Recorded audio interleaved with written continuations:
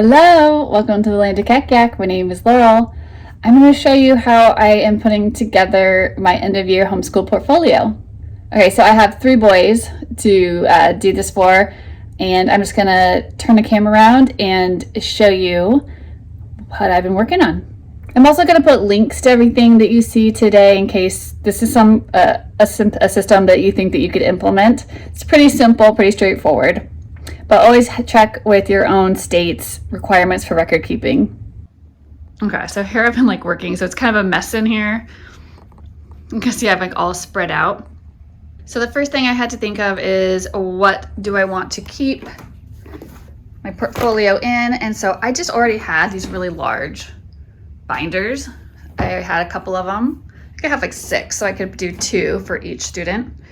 And then I made covers for each kid. So I got 3. And yeah, in the link to this, the file has these different colored covers you can use too, but it doesn't have anything typed in here. You can just write in whatever you want. Of course, I just pulled out where I had been saving, these workbooks and different things that were work samples. So things I still had. This is actually last year's stuff. I'm gonna go back up. I did this year's, I'm gonna go back 1 year. And then everything else, I think I'm just gonna maybe pull out, I had it down here. So I was kind of keeping stuff. And so I think I might just pull out my journals, my diaries and stuff of what we did and put those in the binders, but I may not pull out work samples. I might just leave everything in there for those years and just keep going forward. Okay, so I need something to put it in, right? And I needed some dividers because of the way I decided to organize it. I'll show you inside one. Those are some dividers. This is how I lay things out to know what to pull samples for. All right, my 3-ring punch, some scissors, because I'll tell you why, and a wastebasket. Those are the things I needed. So I'm gonna show you Everett's, let's see, for this year. So I put his little ID that we made. These are just some extra dividers I had. So I already put in his senior, junior, sophomore, freshman year. Those are coming up. This year was his 8th grade year, so 8th grade.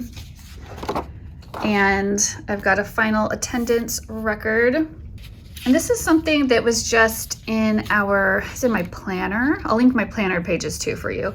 So I just pulled it out and I just, because I've been keeping track with this sheet of my kids' attendance this year, I just color coded it with a little dot for each kid.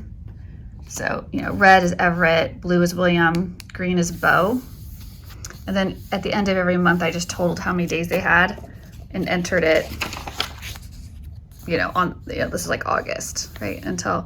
So Everett went to school a total of 210 days this year out of 180, required learning days. And then of course I just took, I took 2 copies of this. So I had one for each kid, same with this, and then I just highlighted which one it was. And then this is from the Homeschool Portfolio Starter Kit. So in our state, we're required to do a mid-year progress report as well as an end-of-year, grades. I just combined those 2 things into one, so I didn't have to do 2 separate things. So the halfway point through the year, fill in the mid-year grade, where they are at, any notes I had, and I signed off on that. And then this was their final grade at the end of the year. I signed off there. Anyway, so I just felt like it was easier to have it in one spot. Oh, he was present at the halfway mark, 97 days, and at the end, 210. And then this is I just pulled this out of my planner because I already had this curriculum page filled out with all the books he's read this year and all the curriculum I used for the different subjects. So I didn't rewrite it, but there is a curriculum page in the starter kit. And then I just kept all these planning pages that I have been filling out and recording all his work all year. So that's all in there. I did this for each kid, right? So then to back up, right, to prove that we did this stuff, I had to have work samples for each subject. And I just picked, my system was just to pick 3 per subject. So one from the kind of the beginning of the year, mid-year, and end of year kind of stuff. And so because I printed the little dividers on cardstock just so they kind of stand out more. So I had his history, Student Explorer pages from The Good and the Beautiful. So I just pulled out some of those.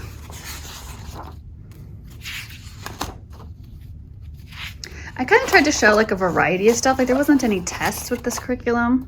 So I was just kind of trying to show a variety of work through the year.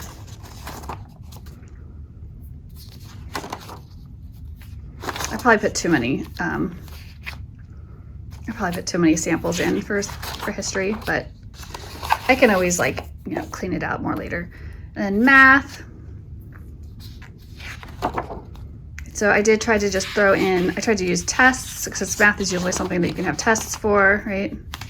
So I tried to include like 3 tests that kind of went over what he covered.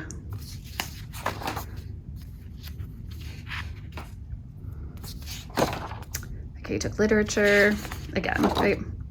So we just did different types of things. Sometimes we were doing grammar.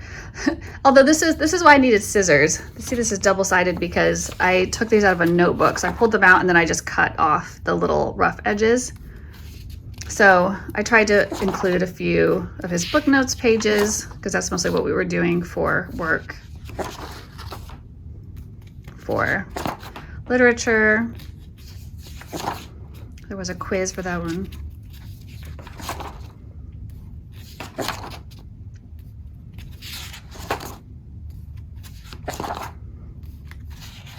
If we had done like any tests, I would have included those. I tried to put one, book notes or journal page for each book that he read. So that's why there's like so many of these.